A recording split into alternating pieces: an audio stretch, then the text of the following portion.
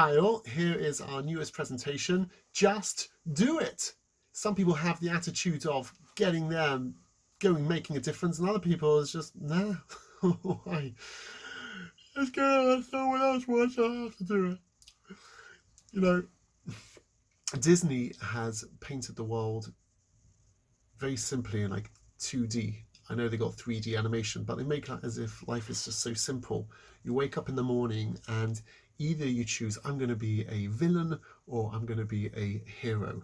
There's one of two camps. There's no complexity in people's lives. They went through a hard time. It's either I'm a goodie or I'm a baddie. It's literally as simple as that. And life isn't like that. Nobody wakes, no one chooses to say, oh, I am going to be evil, I'm going to be bad. That's not how life works. This is how life works. How does bad things happen? Things happen where people just say, there's someone else deal with it. Why should I deal with it? You know what? I'm busy. That's how, when people just sit back and allow things to happen and not make a difference, that's how evil takes place. Not that people choose, I'm going to be evil, but just passively allowing evil to happen. That is how bad happens. Why should I?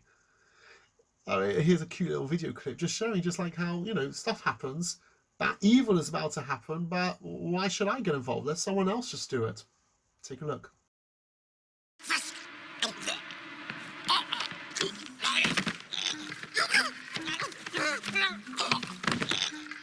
Hey, Nigel. Will you look at that? What? Sun's barely up and already Gerald's had more than he can handle. Yeah, reckon somebody ought to help the poor guy. Yeah, right. Oh, well, don't everybody fly off at once.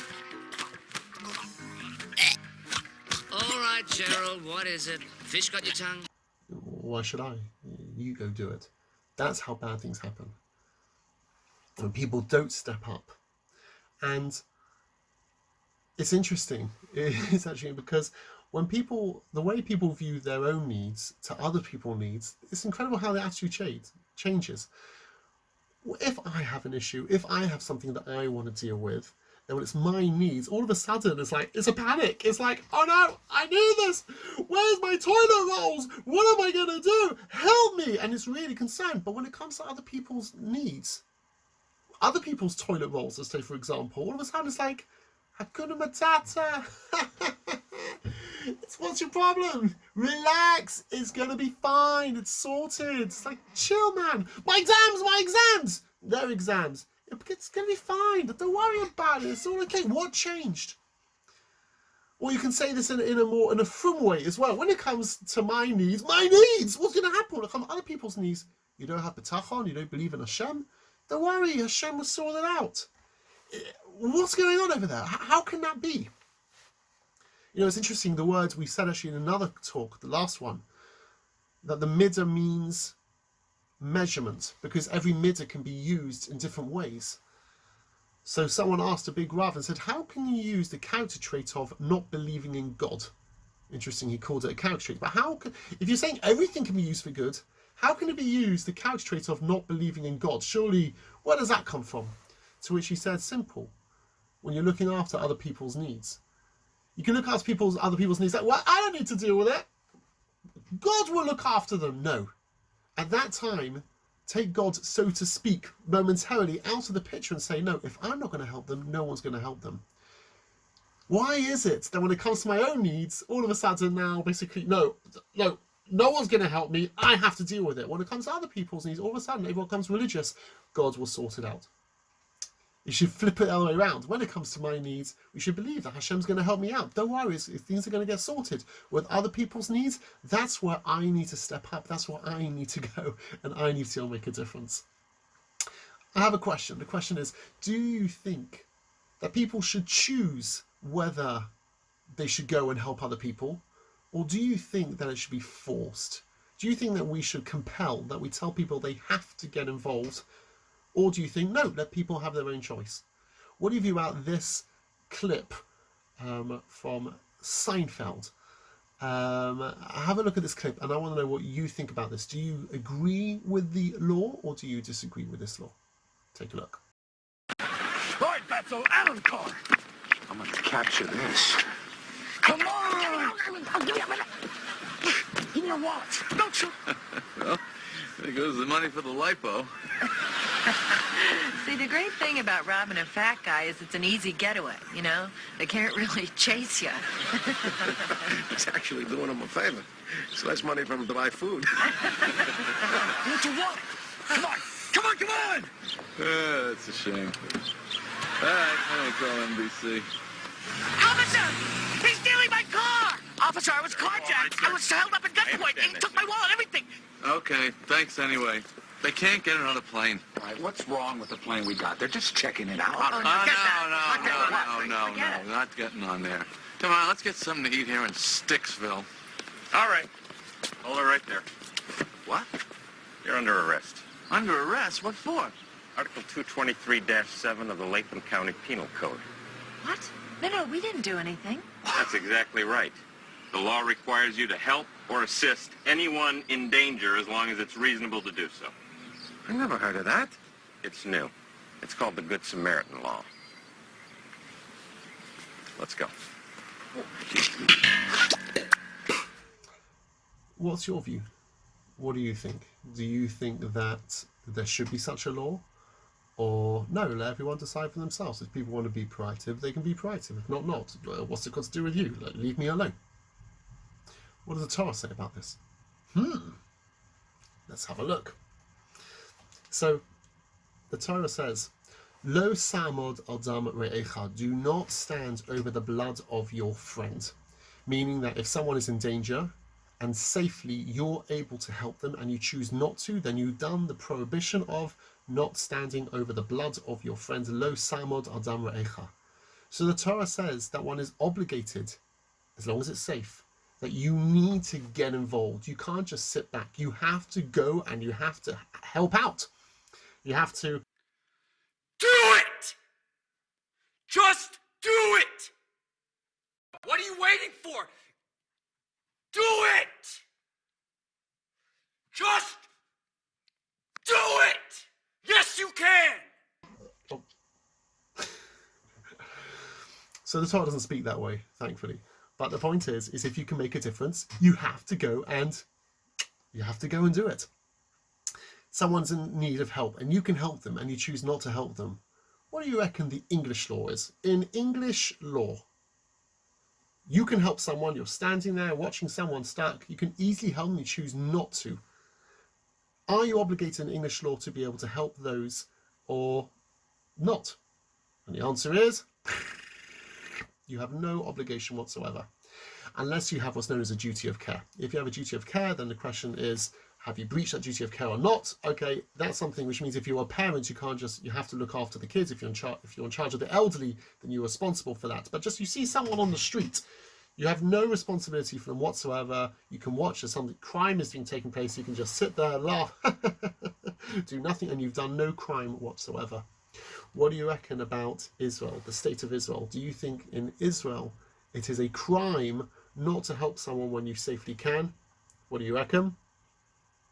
And the answer is, well, as of 1998, the Knesset made a rule called the Lo ta'amod adam re'echa, do not stand over your brother's blood, based on the pasuk, and it said there is a crime not to help people when you someone who's in distress, not to help them when you can.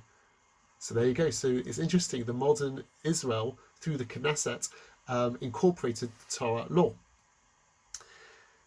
And I think from here we can actually, if you take this point, we can see actually in this Mishnah in Sanhedrin it says, Kol echad ve'echad, every single individual is chayev loima, is obligated to say, Bishvili nivra olam, the world was created for me. So in short, every person has to say, the entire world was created for moi. Now what on earth? What on earth? That is so egotistical. The world was created for me. Everything was created for me. I mean, all you guys were created just for me. Okay, obviously just to listen to me. Everything, all the food in the world was for me. My parents are here for me. All my friends are here for me. How can it be? How can it be? What does that mean? It can't be taken literally. What? The world's created for me. So it was explained beautifully by Rav Noach Weinberg. used to be the Rosh Hashiva of Eish HaTorah, Zatzal.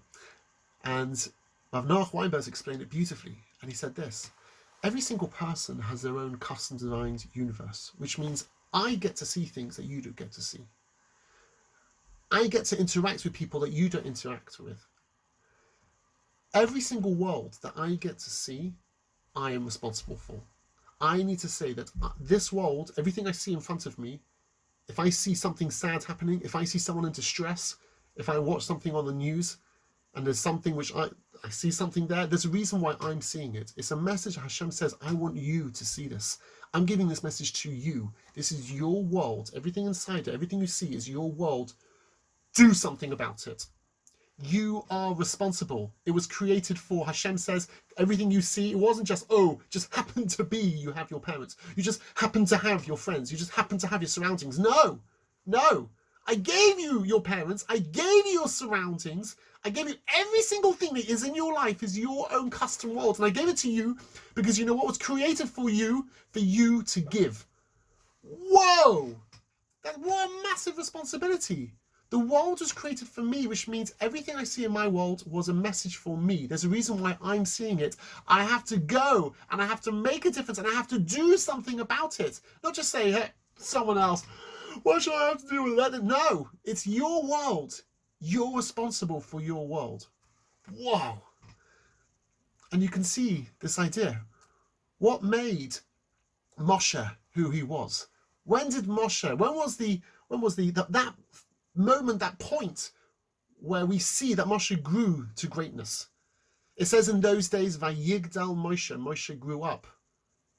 And he went out to his brothers, his brethren, and he saw their burden, and he saw there was an Egyptian who was hitting one of his brethren. Now what's interesting actually is in the pasuk before, it says also Moshe grew up. He grew up again. Why saying grew up again? Answer is once he grew up in physical age. The second one is he grew up. He grew up. He became an adult. What made him into an adult? That he saw the pain of his brethren. He saw, this is my world. I'm looking around over here. I'm seeing a difficulty. I could be in a palace. Why should I have to deal with it? They can deal with it. This is not to do with me. No. If I get to see it, that means it's meant for me. I'm responsible. Go make a difference. I have to go and I have to do something. And that's where Moshe, he then looked after. He saw someone being attacked. He looked after the slave. He looked after this other Jew who was in trouble. And from there, as they say, the rest is history. That was the turning point. So what is the take-home point? Take home, boom. We need to, as Nike says, just do it. We got to do that. We got to be there first. We got to be proactive. Not wait until someone is in need and I say, oh, you're asking for help? Sure. Don't wait for someone to ask for help. Just go there. You see there's a distress, you go help them. When it says, Lo tzamod al dam ra'echa, don't stand over your brother's blood, it's not just talking about there's an emergency, but the small things, the little things. You see someone struggling, go and help them. Don't wait till being asked. Be the first one there. Be proactive. Don't wait for someone to say, I need your help. If you see someone, go and make a difference. As always, be great, be a giver, and we'll see you in the next session.